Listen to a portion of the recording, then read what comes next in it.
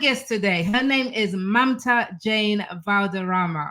Now, Mamta wears so many hats. She is a chief operating officer who is drawn to social impact and social justice, having started her career in healthcare operations. In addition, Mamta is also a wife, a mom, a vegan advocate, and a collector of chocolate bars from all around the world. Apparently, Mamta has more than 300 chocolate bars from 6 continents. Wow. Okay, we definitely need to talk about that. So in 2017, Mamta published a book called A Girl in Traffic, which is a novel based on true stories of human kidney trafficking and the black market organ trade, which became an Amazon bestseller in the thriller category. Now, having grown up in Los Angeles, USA, today Mamta lives in Scottsdale, Arizona, with her husband and her daughter, and she's currently in search of the next organization to lend her skills, passion, and personality to as a chief operating officer. Mamta, welcome to Start Being Visible. Thank you, Mildred. It's so nice to be here. It is so lovely to have you with us. So before I get into anything, right, I have to get the most important thing out of the way first, Mamta. Let's The do it. chocolates. The The chocolate. chocolate. I knew where this was going. Let's do it. What is the deal with collecting chocolates? Did this stem from a childhood where you weren't allowed chocolates or something? You would think so, but thankfully, no. I had a chocolate-rich childhood. Um, it was actually stemmed from a true love for chocolate. And I have found myself to be someone who, when I really like something, enjoy something, I like to know as I can about it. So I started researching what is chocolate. That led me to, the most basic of questions and opened up a whole new world. So chocolate comes from cacao beans. Well, then I needed to know where cacao beans are grown, where they come from, how do we get them, how do they turn into chocolate, etc. What I really discovered was that there is so much labor conflict issues surrounding cocoa beans, cacao. And that was ultimately what really drew my attention to chocolate. So 75% of the world's chocolate comes from 2 countries, or I should say 75% of cocoa beans come from 2 countries in West Africa. And unfortunately, there are a lot of human trafficking and labor issues associated with harvesting cocoa in those 2 countries. So that led me down the path to find where cocoa might be ethically sourced. And that led me to chasing those ethically sourced chocolate bars and chocolatiers all over the world. Wow. Okay. Wow. That is pretty interesting. And I do want to dig into that a little bit. But what age did this start for you? Did this curiosity about chocolates in particular? I mean, because like you just said, it could have been anything, right? But chocolate was a thing that drew your attention and made you start digging. When did that happen for you? Well, I think I started researching, what is chocolate? I think the first time I actually Googled that was maybe about 15 years ago. And since then, I've had the opportunity to travel quite a bit internationally, domestically. And whenever we travel as a family or I'm traveling for work, I instinctually now research the local chocolate makers and will drag my family across a metropolitan city to get one single chocolate bar because the beans are so special or it's such a rare find. So it is a true passion for me. And I save every single wrapper because these are artistic pieces that become souvenirs for me. They tell the story typically of the chocolate maker, the origin of the cocoa. So at any point in time, I also have uneaten bars in my house, and it's anywhere from 20 to 50 chocolate bars that are just waiting to be consumed in my pantry. Oh my God, wow. It's funny, when I was young, I did all the chocolate stuff. I love chocolate. And then as I grew older, I'm so not on chocolate. Yeah. Like I can't. And the few times I do eat it, my body's like, I don't want you inside of you. Just get out. Yeah. So it's really funny. I'm not a chocolate lover, you know. I understand that. And with age, it's changed for me too. So now I probably have chocolate almost every day, but it is like one little square from a chocolate bar, and it's dark chocolate, which is totally a different thing than the chocolate that most people are accustomed to eating. Okay. Okay. Interesting. So then let's talk about little Mamta. So growing up, because I know you grew up in Los Angeles, right? Right. And your parents immigrated to the US from India, is that correct? Yes. Okay, so what was your childhood like, and what was it like kind of balancing both cultures as you were growing up? Yeah, absolutely. So I am the third sibling. So I think that context is important too. So I have an older brother, he's 6 years older, and I have an identical twin sister. So that was a whole twist in how I was raised as well. So my identical twin is 11 minutes older than me, which technically made me the youngest person in my family. And we were the first twins in our family as well.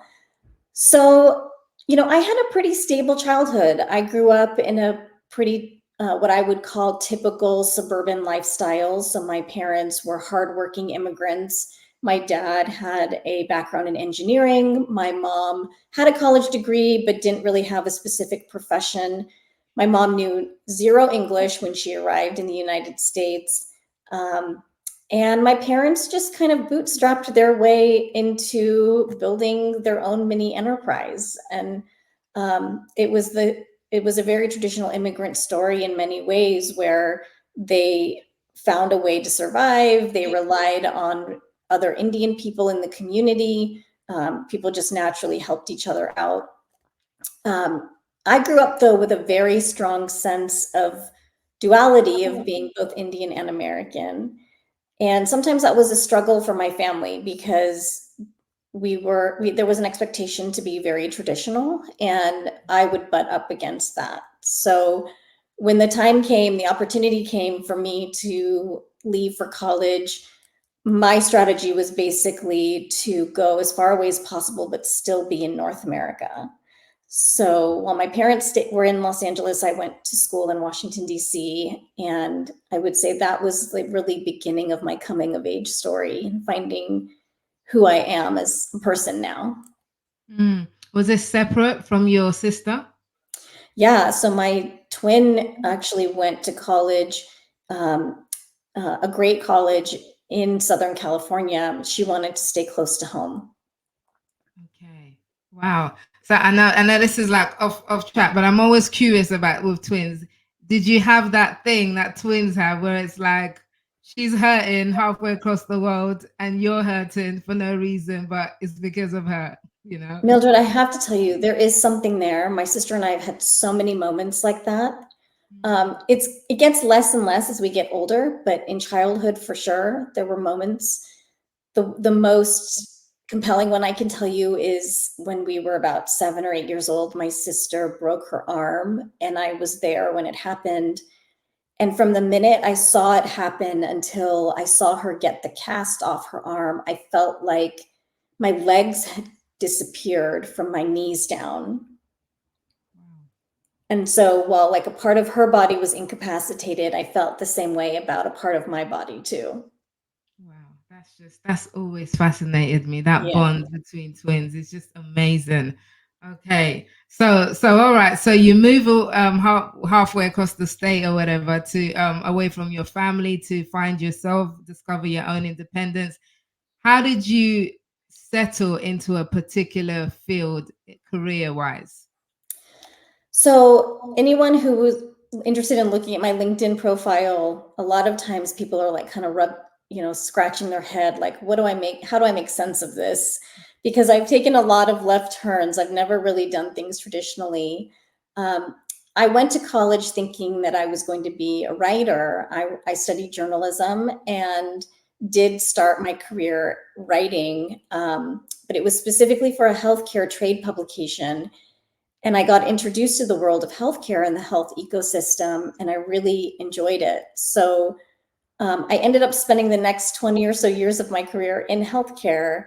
But left writing. So it was a mentor early in my 20s who suggested to me to do client-facing work. I really was, I guess I had a personality that could be kind of in front of the camera versus behind it, so to speak.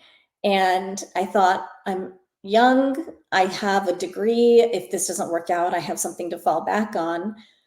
So that decision to change functions ultimately led me to go to business school, which I never saw as a option in my future. I got an MBA, and then and then started a career in operations, and have been in operations now for a couple of decades. And the only time I went back to writing is when I decided to write a book that you mentioned in your very lovely introduction.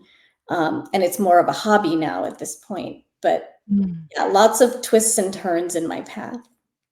Yeah, we share the journalism start, because that was how I started my career as well. And again, we share the twist and turn. And I actually posted about this on LinkedIn the other day, about this whole squiggly careers. So for so many of us, it's like a lot of us don't have a linear career path where it's like I started here and this is where I am 30, 40 years later, and exactly just gradually progressing. It's been all over the place kind of thing. So would you say that you're somebody who kind of followed your passions when it came to work, or was it more just sort of, I'm bored now, let me try something else? Or were you seeking something as you were moving in all these different roles, or was it more strategic than that? What was your thought process in that journey? Yeah, I would say it's less boredom and even less passion. I would say it is more taking risks, taking calculated risks, and a deep need to feel fulfillment. So, with the amount of time that each of us spends on our work every single week, I just have learned through some really difficult jobs that it is so important to feel fulfilled, either by the work itself, by the people that you're working alongside.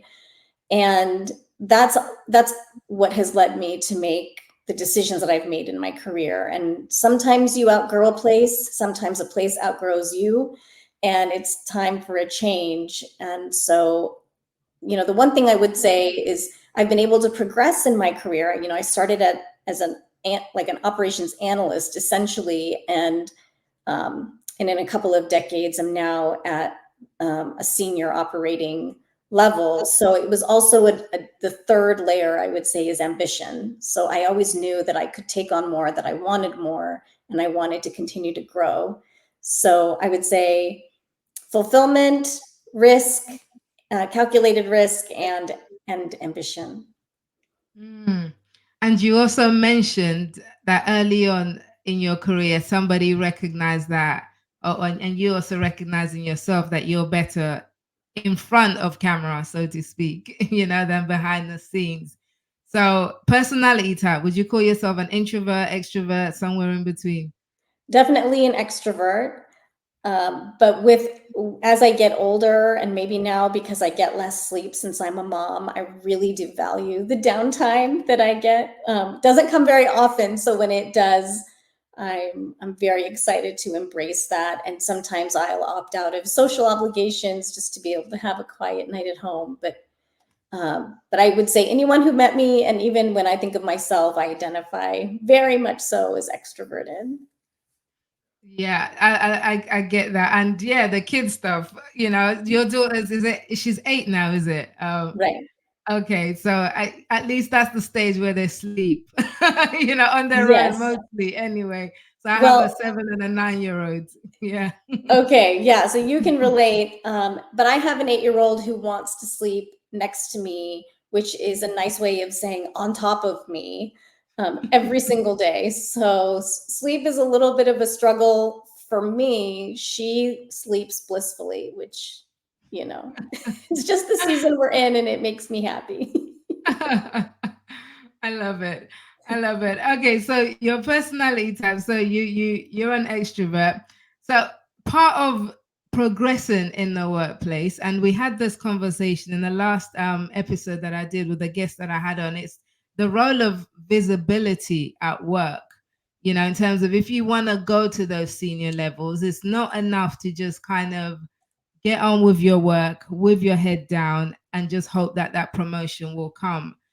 How did you find the process of navigating the workplace to get to higher and higher in on the career ladder as you went along your journey? Yeah, so the most basic thing that I can say that is consistent is when there was something that needed to be done, I would raise my hand. And so that brought a few things. It brought new learning, like new projects that maybe I otherwise wouldn't have had exposure to. So that brings new skills, more experience. And sometimes those projects have visibility that goes beyond the day-to-day work. So that might mean that some senior person is involved or some influential client or something like that. And so it just broadens the circle of people that you're engaging with and an opportunity to build new relationships or to stand out. So that would be, you know, for whoever's listening here, somebody who's maybe thinking about how to continue to grow in their career, it's easier said than done. You know, just it sounds easy to just say, just raise your hand. You already are busy and have a full plate of work. But if you have capacity to raise your hand or to take on something that's outside the scope of your day-to-day function, that would be my advice. Mm. It's about being seen as well as doing the thing, but also be seen to do the thing. Would you say that's right? I think so. What happens Mm. though, and this happened to me, is then sometimes I was pegged as the person that would just take things on. Mm.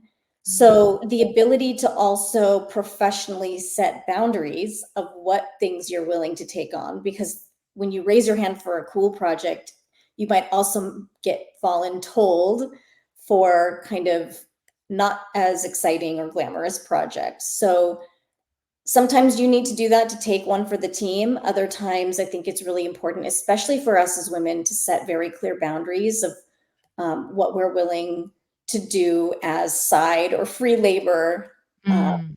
that's in addition to the day-to-day work. Mm. How did you navigate that? Did you have experiences where you were volunteered for something that you didn't particularly want to do? How did you how did you navigate that, or what advice would you give to somebody in that situation? Yeah. So early on, you know, I would say didn't really know how to navigate that, didn't know how to say no. So that some of that learning and maturity comes with experience and growth. So if I was to advise somebody now, who's earlier in their career, mid-career, I would say be willing to take on some of that work that you might not be willing or interested to do, just if it means that you're helping out your team. So you build some goodwill that way. But if you find it to be too much or too excessive, there's a couple of things that you like a couple of strategies that you can follow. One is to identify other people on your team or in your department who you think um, could help out, and go to the person leading the project and say something like, you know, I've been doing this for a while. I think it might be a nice growth opportunity for someone else. So if you frame it as what's in the best interest of another colleague or in the interest of the company, then you're bound to get some goodwill and get some support. Other times, if it's too excessive and you feel like it's getting out of hand, then you might need to have a more direct conversation to say, look, I really was happy to take on some of this work in support of the team. This is becoming a little bit too much to manage. So either we need to reevaluate my job responsibilities to make time for this additional work, or I need your help to identify who else could take this on. Mm. That's very, very diplomatic. You know, it's a very because I guess you have to be, isn't it? You can't just say, "Listen, I'm done. I'm not doing this." You Yeah. know. But how did you learn these strategies? Because for a lot of us, a lot of women as well, it's Mm. these are things that Yeah, and okay, and also from a cultural perspective, I know your parents from an Indian background that Yeah. immigrated to the country. I have a Nigerian background, and Mhm. my parents immigrated here. So it's like these are not the things that we are taught Right. behind closed doors. I don't know if you were. I know I certainly wasn't. So you have to learn a lot on the job. So how did you figure these things out for yourself in your career? You're so right, Mildred. I was not raised learning this.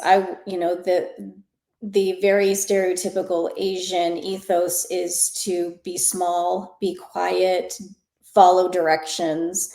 And I really did not come out ever subscribing to that. That was just never who I was as a person. So um, I've learned through making a lot of mistakes, to be very honest with you, and then been given very direct, sometimes harsh feedback to hear. But in the end, it actually helped me develop and grow. Um, I learned by observing the other people around me and how they handled challenging conversations. If I ever had a chance to be in the room when those were happening, and then I also just asked for advice. Sometimes I would tap the shoulder of somebody who was more senior than me, but not on my team. So it was a little bit removed, and just say, look, I'm headed into what I think might be a difficult conversation. What's the best way for me to frame this to get the one or two things that I'm really hoping we come out of? Whatever my goals are, how do I frame this to get those things? So really tap people want I genuinely think people want to help each other, especially women want to see each other grow. If there are women that don't, you'll know very quickly who those women are, and they unfortunately exist in every workplace. But for the most part, people want to help each other, particularly women helping other women, and relying on that help. People like to be asked for advice. People like to feel like they are an authority on something. So let them. Okay. How important do you think women's kind of networks and connecting with other women are? Because I know you're a member of Chief, which is Mhm. the private members group. For those who are not familiar with Chief, private members group for like executive high level women. They've had quite a bit of controversy, in terms of their exclusivity to people who are not at those levels in their careers, in terms of like the ladder is up, but there's no sending the ladder back down type of criticism that they've had. So I'd love to know I'd love to know what made you join the organization. How important do you think an organization like that is, and how has it impacted your own career? Sure. I was excited to join Chief because I was really feeling a lack of community with women that were in similar stages of their career as me. And this really, Chief, when I discovered Chief, really fulfilled that need. Um, I work from home, and so I am in my home office all day. Literally, some days the only time I leave my house is to pick up my daughter from school. So having some interaction with women that were senior level, hopefully, again in operations or other functions, who were not part of my own company or organization, was really a breath of fresh air. Sometimes you need a mind hive of people that you can go to say, I'm dealing with this challenge, or I have this difficult coworker, or I'm faced with this difficult decision. But it's not always exactly comfortable or safe to go to the people that you work with. So for me, that was the real value of Chief. What's come out of it is so much more than that. I would say I have received that community, but I've also really developed so many friendships. And through the power of LinkedIn and Chief, it's led me to meet wonderful people like you. And I don't think that had I not had the Chief connections, like the mutual Chief connections with so many people, then other amazing people like you wouldn't even pop up on my LinkedIn feed. No, that's good. That's really good to know that, especially as you said, when we're remote working and that isolation. It's kind of why I created my Visible Women Tribe community a few years ago, because we do need that community, especially as women as well, to know that it's okay. Somebody else is going through it. What I want to talk about your book, because I want to ask you a bit more about LinkedIn and how you use LinkedIn and the visibility part of that as well. But I want to take you back. I want to talk about your book because I can see that you talked about chocolate and then get into the root of some of it being human trafficking around that. And then you've had this career that's like completely different from what you wrote about. So first of all, when did you get the idea that I want to write a book? What was kind of like the process behind that? What inspired you to write that book that you did on trafficking? Sure. So I'll tell you the short version, and then if you have follow-up questions, you can let me know, or from your viewers.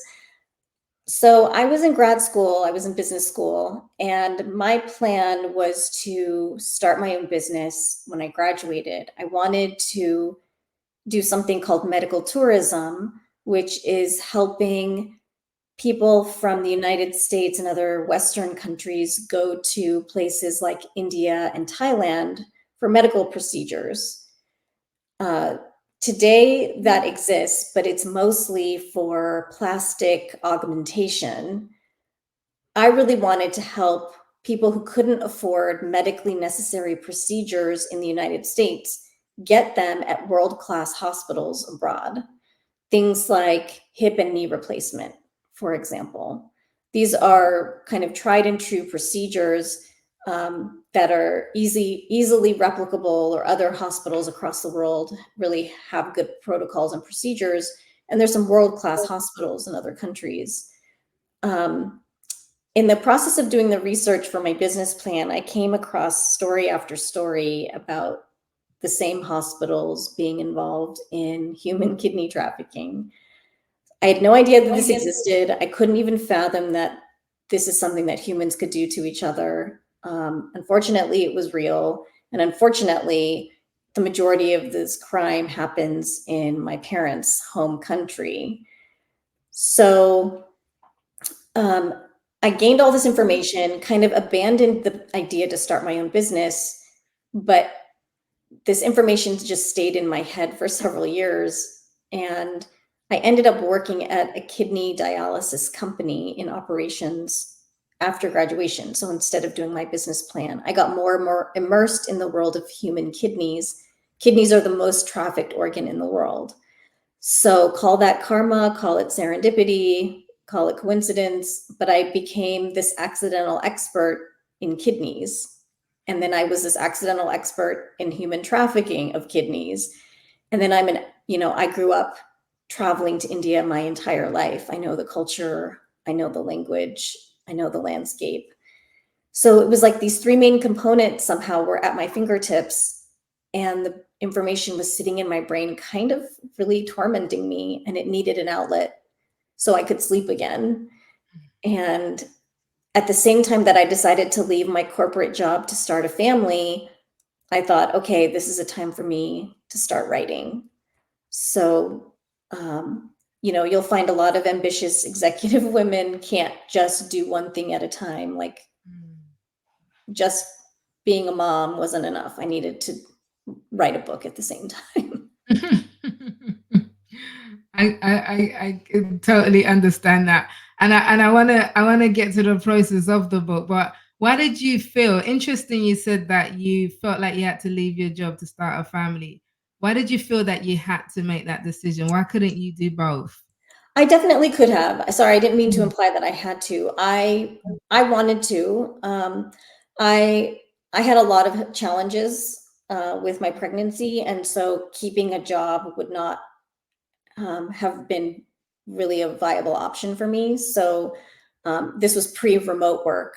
If remote work was an option at that time, then maybe it could have worked out. But I basically needed to be on bed rest for the duration of my pregnancy, and so it was a great time to be trapped behind a laptop, just writing away.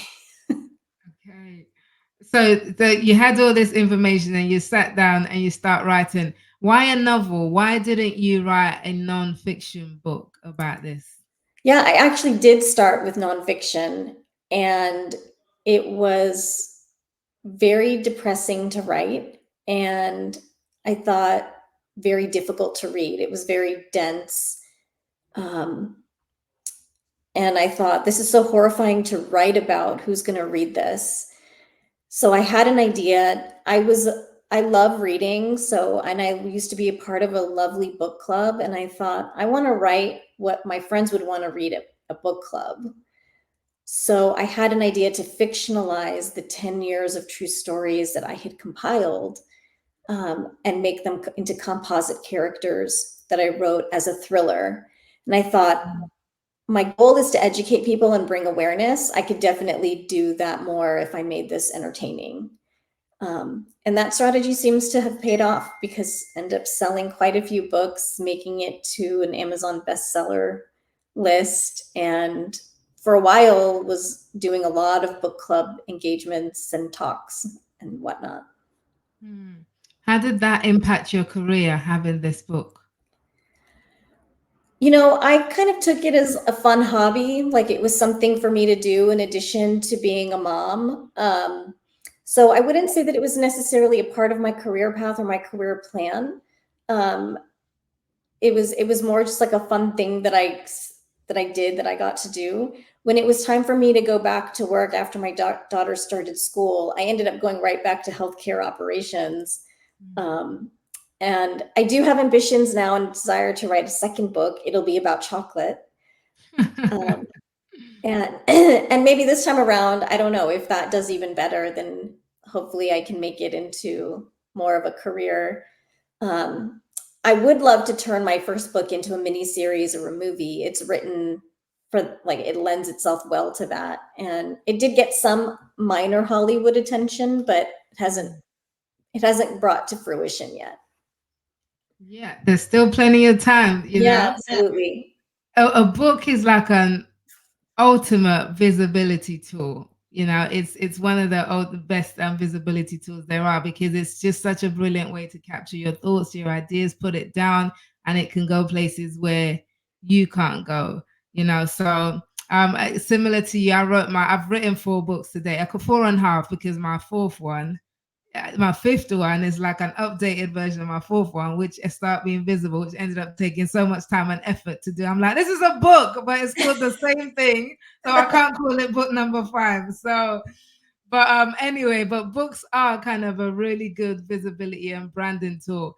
So, did you also have that in the back of your mind as well? No, it was purely a pleasure project for you, in a sense, and a tool for awareness and education, but were you also thinking, or did it materialize into more visibility opportunities that may have helped you in other areas of your professional life as well?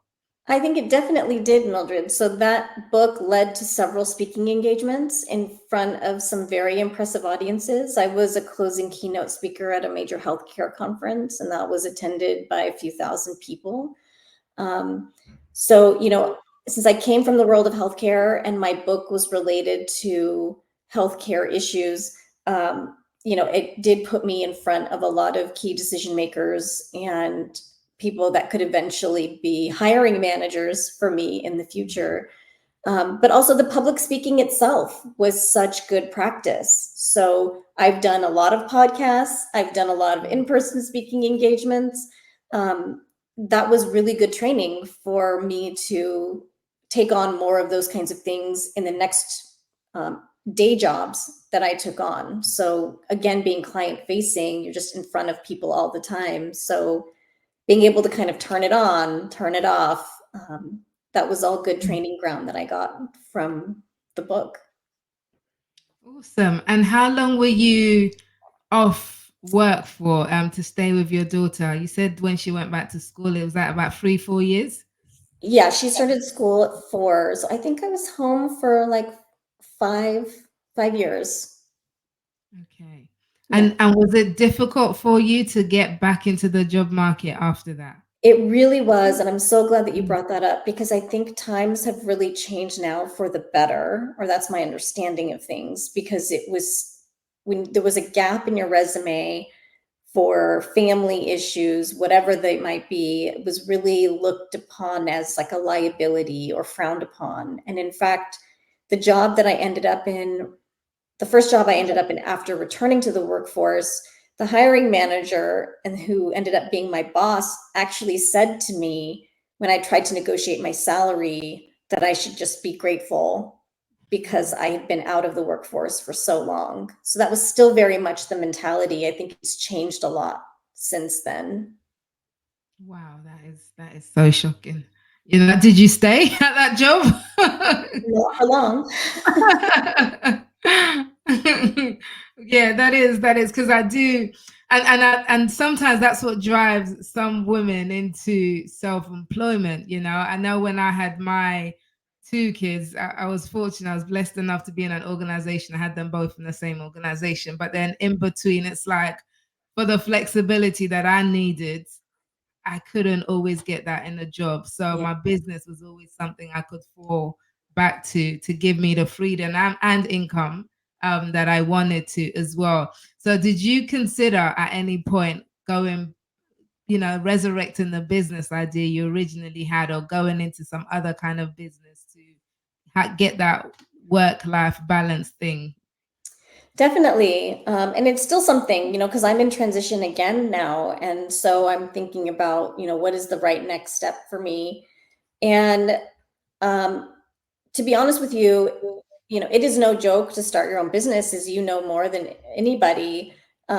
It sounds really glamorous, but the grind is really real, and I think it can really pay off when you finally hit a stride, but that can take several years to finally get there. And personally, and just very honestly for you and your listeners, where I am with a young child, like, we really rely on a stable income. I've thought about doing something on the side, and if I can grow that to a critical mass that allows me then to leave my daytime job, that would be the dream. But that means a trade-off of after school time with my daughter. And so, everything is a time trade-off and figuring out what's my priorities. So yes, that's ultimately the goal. It's just not the right timing for me. Mm. Yeah, because that initial early, in fact, kids need you forever. It's not even just the early years. It's like they need you forever. It's different stages. And I think that is my greatest job and my greatest privilege, to be able to be around for my girls. So I totally get not wanting to trade that. You're quite vocal and active in the area of veganism Mhm. as well. So tell us about that. What's the root of that? How did that birth for you? Sure. So I was raised in a culture called Jainism. It is a small religion from India, and the main value of that religion is nonviolence towards all beings. And we think of nonviolence in my culture as thoughts, words, and actions.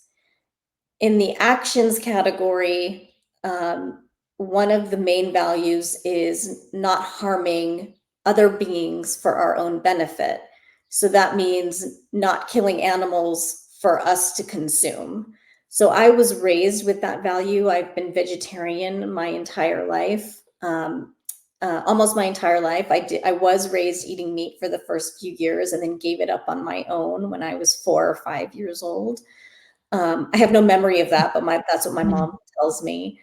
Um, and then the vegetarianism progressed to veganism because, as you know now, I learn something and then I have to go down the rabbit hole and know everything about it.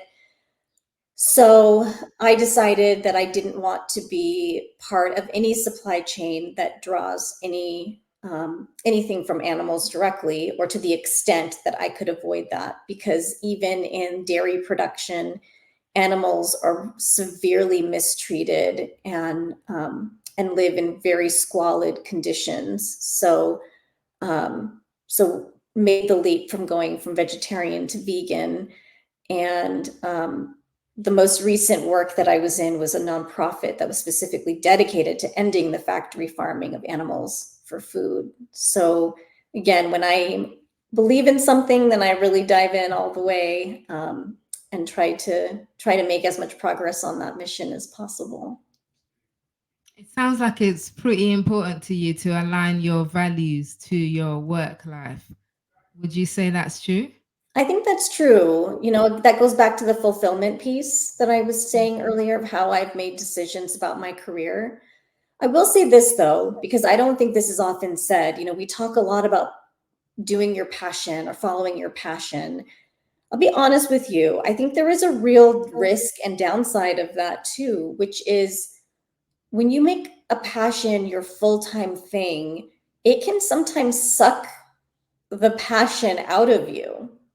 You can become burnt out. You can become disenfranchised if you're not really happy with what you're seeing about how things are going, a direction that's a team is taking. If you disagree with decisions that are being made, it can be hard in any job if you're not happy with the direction that things are going. But if it also is like at the core of who you are or something that you believe in, that's particularly painful. So follow your passion, but do it eyes wide open, knowing what you're possibly taking on, the risks that might come with that. Do you believe in kind of keeping your work separate from your personal life to avoid that kind of situation that you just described?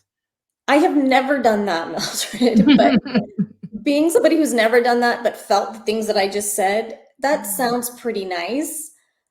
I don't know how to do it though.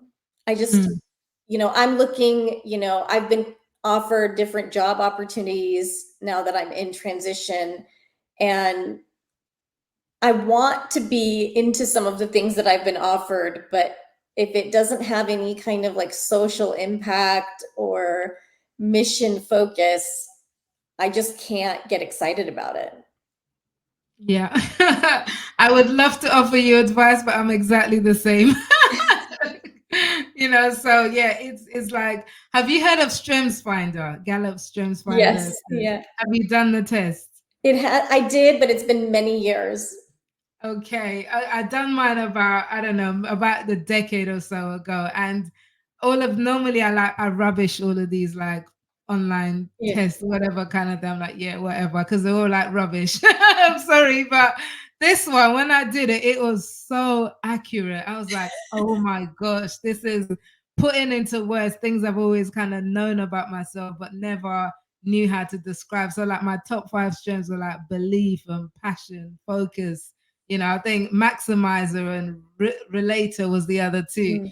But I was like, I am that kind of person. If I believe in something, I go hard, I go all in. And, and if there's no passion, you can't get me. I can't wake up for this, so. I hear you. You and I are in the same camp. So I don't know if any of your listeners are there that are different. Please tell us how to do it. I really genuinely want to know. Yeah, but like you said earlier at the beginning, we spend so much of our lives at work. It's like you have to have some passion. You have to have something about your work that excites you. Otherwise, it's just, what's the point? Yeah. Well, one good piece of feedback that I did receive from somebody about that is it doesn't necessarily have to be the work. It can really be the people. So if you really enjoy the company, you really enjoy your team, that can be the fulfillment that you might be looking for. So as long as the product or the widget or the mission isn't misaligned with your own values, if it's something that you can get on board with, but you really enjoy the team, that's another source of fulfillment. The challenge with that is that you don't know until you're already there. Yeah, that's the thing. Yeah. So how are you going about this current transition period that you're in to find your next role? What are you doing to open yourself up to that right opportunity? Well, the first thing I'm doing is not searching. So I've been fortunate to take some time off and enjoy some time at home. I've been volunteering at my daughter's school and reconnecting with some friends that I haven't seen in a while. So when I do take a more active approach, my whole LinkedIn strategy, I think, is a really critical piece to finding my next role. When when you've reached a certain level in your career, there's a lot of jobs that aren't always posted on job boards or aren't as visible. So some of that comes organically through networking and making connections with people.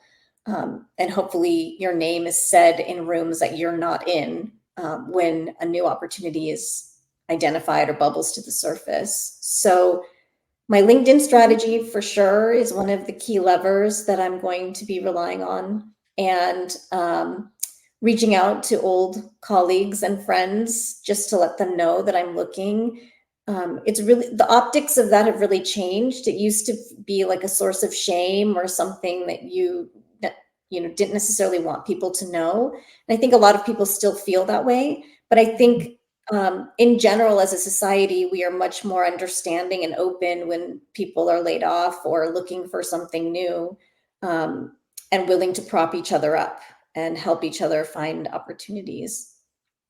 Yeah, definitely. Because again, another similarity. I'm in a transition place as well, and it is that whole thing of, and LinkedIn is a big part of that strategy, but not in terms of just applying for jobs on LinkedIn. Because, like you said, there's a whole hidden job market and there's all kinds of stuff going there.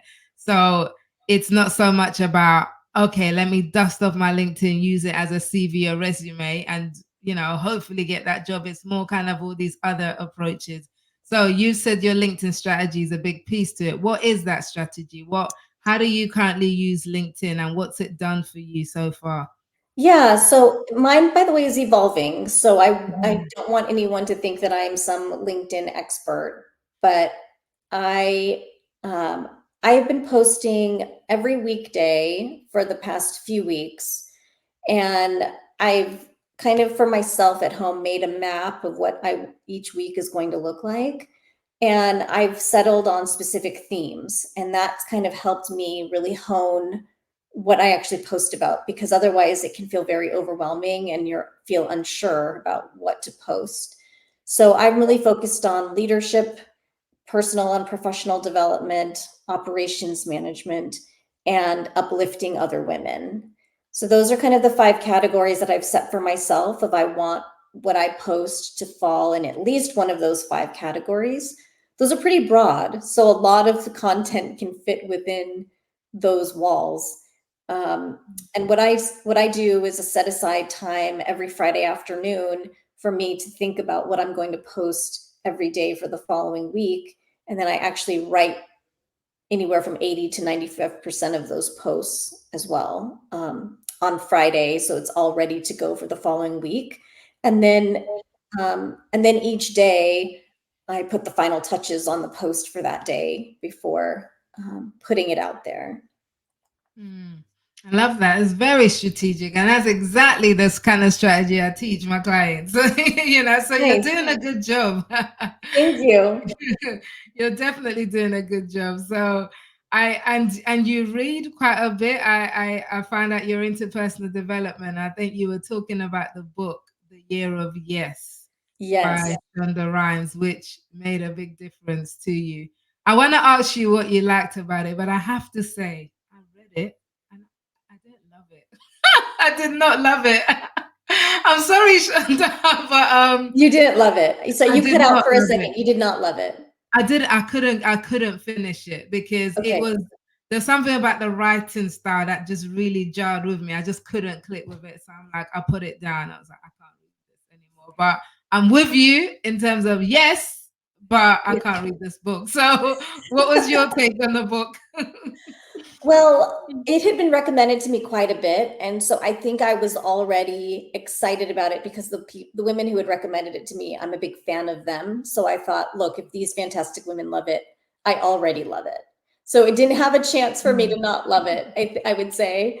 I'm also a big fan of Shonda Rhimes. I really have enjoyed her shows, and she's brought me a lot of joy and entertainment. And so I felt like I wanted to be another engaged audience member for her book. What really spoke to me was how she spoke about being responsible for a company and so many people's livelihoods, and also being a mother, and I think a single mother at that. and multiple children. You know, I have one child and I have a partner. So she had so many responsibilities, big, important responsibilities, and so many people demanding her time. I was just very intrigued by how she navigated all of it and how open she was to the insight that she gained. I think it was from her sister who initially triggered this whole thing of her saying to her, "You always say no to everything." It was something along those lines. And then how that landed with her and then kind of really reshaped her whole course. So I think as a woman of color, as a mom, there were so many points that I really just felt like I could relate to her lived experience, and it really spoke to me. And just leaning into saying yes. Somewhere along the line, maybe becoming a mom and being more risk averse, I felt myself closing up or being more rigid or defaulting to saying no. And the idea of being more open really appealed to me. So I felt really inspired after reading her book. And I get that so many people were, and even to this day still talk about it. So I absolutely love the concept of it, just saying yes more often. It's just I just didn't love the way it was written.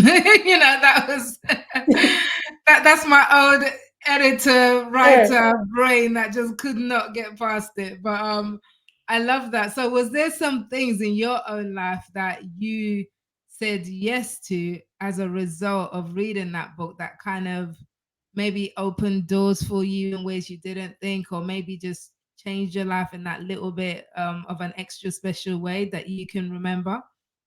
Absolutely.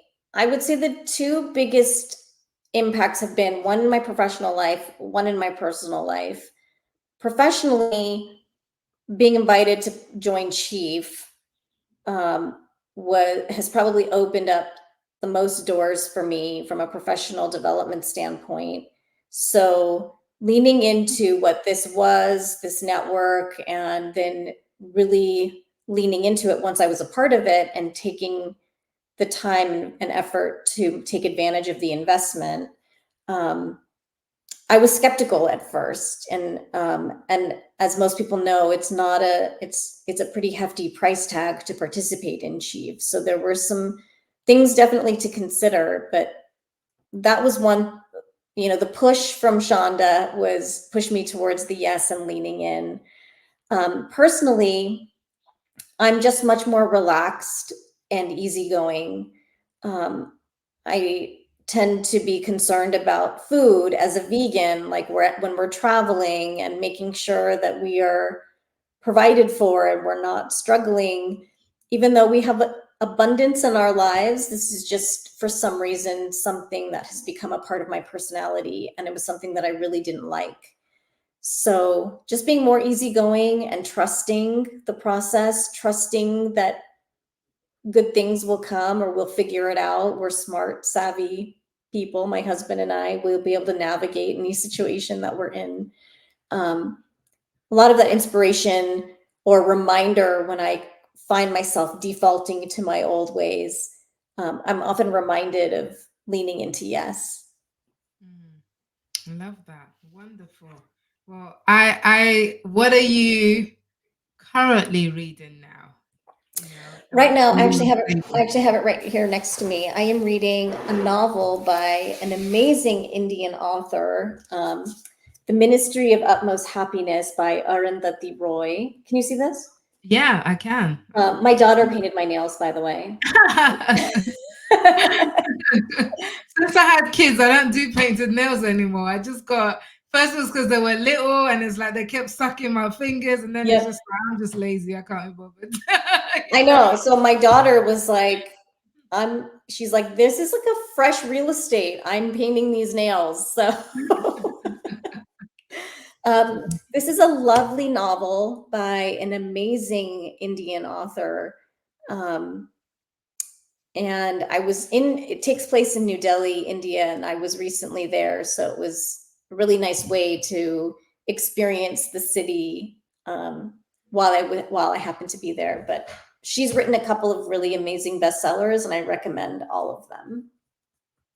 Awesome. Wow, that's good. Are you one of those who reads one book to the end and then gets another, or do you juggle multiple books? No, I have multiple books going typically. I have like two self-help books going. They're over here. That's why I'm looking this way. Yeah, usually have more than one going. Okay, I'm How the about you? opposite. How about I'm the opposite. That's where we're not similar. I'm like, I have to finish one book before I move on to the next. yeah, My brain just can't. can't. But I've learned that I don't have to finish a book if it's not good. Yeah. You know, before I would burden myself to really get to the end of it. Like, oh, I must finish this one. Now I'm like, life is too short for boring See, books. you can thank Shonda for teaching you that. Yes. Yes. She's one of many that taught me that. I'm like, off you go, bye. But that is awesome. That is awesome. Well, Mamta, it has been so lovely talking to you. And as we wrap up the show, and I know as you mentioned, you are in transition. So can you tell us a bit more about what you're looking for in case there's somebody who's listening to this, who's thinking, I love this lady, she might be a good fit for what I've got going on. And then also, where can we find you and connect with you to learn more about you? Thank you. That's so generous of you. So I am really, I think, skilled in operations. That's where the majority of my experience and my skill set and my love lies. So that typically looks like a chief operating officer, a chief transformation officer, a chief impact officer. Those are kind of the titles that that describe the kind of work that I like to do. I'm looking for a small to medium sized company where that needs help, where I can be impactful. So that for me is probably a company anywhere up to like 3,000 people. And I'm really hoping for remote work. I've been working remote for over 5 years and have really loved that flexibility. So also any global organizations as well. So worked in both US based companies where I live, but also companies that are multinational, multicultural, because I have a lot of that training and experience as well. And then the last thing I'll say is if there is some kind of social mission tied to the work, it doesn't have to be the core part of the work, but if there is an ESG strategy or a specific social activism or social justice bent to the work, that's all the better. Fantastic. That sounds very good, very clear what you're looking for. And where can we reach you for more to connect with you and your work? Thank you. Yeah, the best place to connect with me is on LinkedIn. So I don't know from here if I'm tagged in this LinkedIn Live that maybe people can click on me to connect. And then I do use Instagram. I'm not there very often, but it's just Mamta Valderrama is my username, or I forgot what it's called. So that's another place that you can find me or connect with me. And I also just want to say too that a big part of who I am and what brings me joy is uplifting other women and giving back. And so just as much as you've asked me how maybe you and your audience can help me, if there's anything that I can do to help the people watching and listening, I would really love an open invite to hear from you. Oh, that's wonderful. Thank you so much. We will put the links to your LinkedIn and Instagram in the show notes afterwards for those who are tuning in via podcast. But Mamta, it has been such a pleasure speaking with you today. So thank you so much for your time. Thank you for sharing your life with us, your experience, and we're rooting for you for that next passionate role that I'm sure you're going to land very soon. Thank you, Mildred. This is so lovely. I've so enjoyed being here with you and look forward to doing it again sometime.